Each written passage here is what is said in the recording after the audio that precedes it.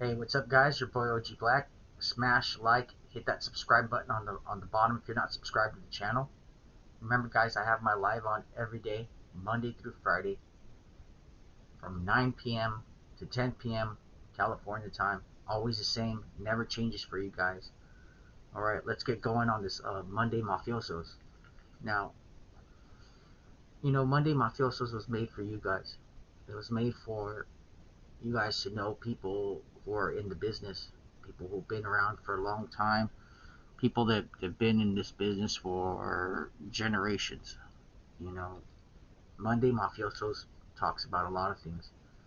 It talks about the growth of cartels. It talks about life with a lot of these guys and what it's like being in the system. Now, the story I'm going to bring to you guys today is of someone really important. You guys are like, who is this person? This story today I'm bringing you guys is a personal story. All right. Um,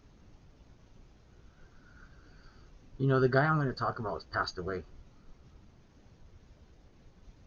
He wasn't in the mafia, what you would say in the United States of America. He was what you call a cartel member or a mafia member from Mexico, a mafioso, like my mom would say.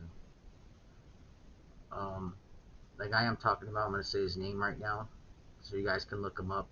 Let's see if you can find anything about him. Most of the time, it's hard to find things about him because Google and them don't have the proper information, and not too many people talk about him.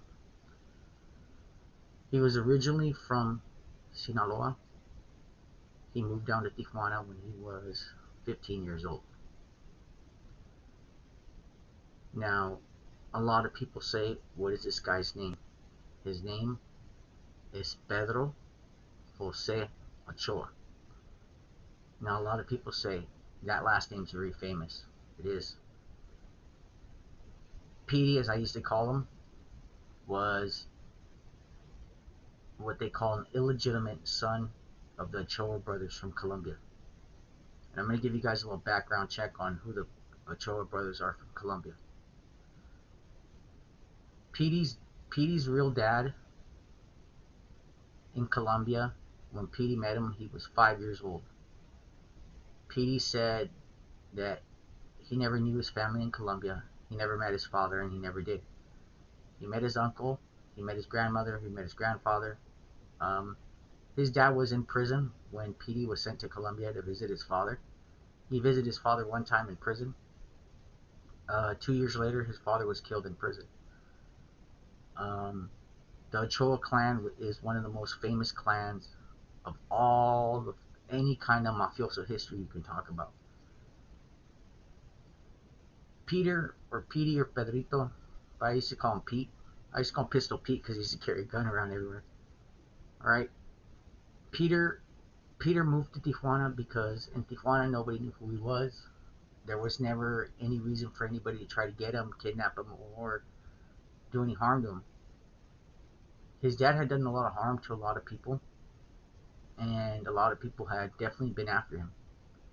Now, the reason why I'm going to talk about Peter today and Mafioso Mondays because I think he deserves it. Um, there is a big hole in the nautical history where Peter's involved in. Now, Peter at one time was what they call a liaison or someone who talks in between cartels in Colombia. And the reason why, I'm going to get into how he got that position. While living in Sinaloa, he went to school there. He went to school with some of the most famous kids that you can go to school there. And I'm not going to name any names of the kids because you guys probably know who they are. Um, Growing up with those brothers, or the menores as some people call them, the Chapitos, um, they became friends. When you have friends in school, you just don't have friends like, oh, hey, how you doing, blah, blah. These guys hang out together. They go to antros, they go to clubs, they go to bars, they go eat together. So they become really close. They go into each other's friends' houses. They go into each other's family parties, everything. So they become really close. Now, Peter was always close to his Colombian family, but his mother had definitely made it her mission in life to make his family connection to Colombia nearly impossible. Now, Peter, at the time when he was 22 years old, when I met him, was trafficking, not to brag, he said he was trafficking about 200 pounds a month. 50 of those pounds were heroin, another 100 were meth, and the other 50 were coke. Now, at the time when I met him, meth and coke were definitely on the rise again. Heroin has always been a business, guys. It's a business that's never going to go away. It's a business that's been around for a long time, and people think it's not. Now, the way I met Peter was this way. A friend of mine needed some heroin. I didn't have none. It was about a 3 pound deal. Didn't have that much. Only had about 2 pounds left. My friend was really hurt, and he had to finish up an order. He actually had to fill an order, so he didn't even mind losing the money. He even told me, "Hey, Black, I don't mind losing the 20, 30, 40 grand, 50 grand." He said, "I need to make this order because I can't mess up this order for these people because these people always get stuff off me." And I said, "Yeah, I understand that." So, you know, OG Black knows a lot of people. When you're in the dope business, names get around. Now, Peter was living in, God, in Newport Harbor, okay? Now, Newport Harbor, if you guys don't know where that's at, that's in Orange County, California. Newport Harbor is pretty much a harbor fish town, and Peter lived there. He had a beautiful $2 million home. He had a couple cars. I think he had 2 cars. He even had a lowrider, guys. Can you imagine that? The fucking Peter used to like lowriders. That's why me and him started getting along. Now, um, out of nowhere, my friend goes. Her name was Sharon, and I could say her name. She said, Sharon said, "Hey, man, I know somebody that could probably help you guys fill that order." And I was like, "Yeah." She goes, "I met him a long time ago. He's from Colombia. He's not like you guys." She said, "He's really quiet. He keeps to himself. I know he's in the business." She's all, "Because we've gotten high before and hanged out, partied." She's all, "But he doesn't say anything. He's never bragged about it."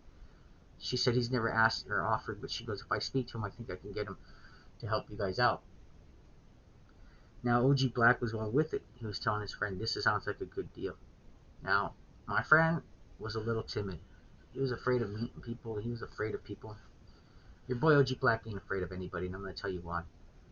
If I was to end up dead, if something was to happen to me, I'm going to tell you guys like this, and I'm going to tell you one time, and I'm going to tell you again. Okay? My family probably doesn't give a fuck about me. My friends probably don't give a fuck about me. Or my people probably don't give a fuck about me. But I'm going to tell you the truth. If something was to happen to OG Black, you best believe, bet your fucking ass they're sending a team out there to find out what happened to me. And they're going to stick their foot so far up your ass that you're going to be shitting shoelaces for a week.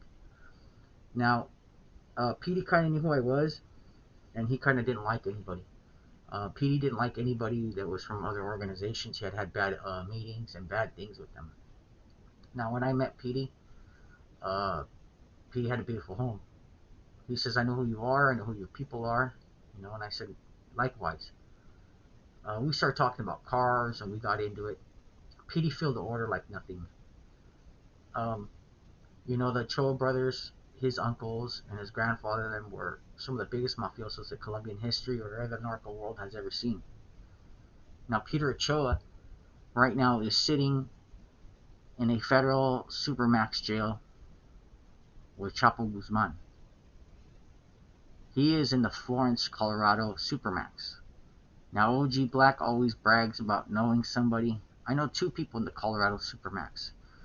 One of them's an older homie from my neighborhood. Been down since '72. And Peter. Now, I haven't had any communication with Peter. I've written Peter a couple times to no avail. I had my lawyer contact his lawyer, and his lawyer said pretty much he doesn't get any mail. He doesn't get any contact from anybody.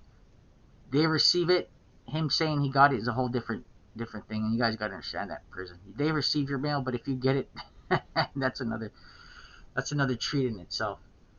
Now, Peter, to me, is one of the most underestimated mafiosos in all the history of narcos, and I'm going to tell you why again.